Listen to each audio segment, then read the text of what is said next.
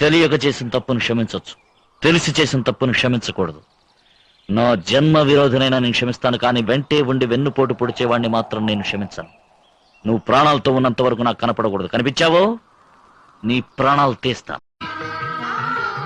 బయటెన్నో సమస్యలతో సతమతమై ఇంటికొచ్చిన భర్తకి భార్య సేద తీర్చాలి గాని సమస్య కాకూడదు.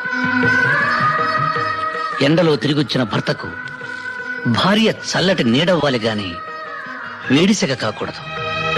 అదేనమ్మా భార్య అంటే. ఆకలిలో అమ్మగా, అనురాగంలో చెల్లిగా, అభిమానంలో తమ్ముడిగా, ఆవేశంలో స్నేహితుడిగా వెనకుండి ముందుకు నడిపించేదనమ్మా భార్య.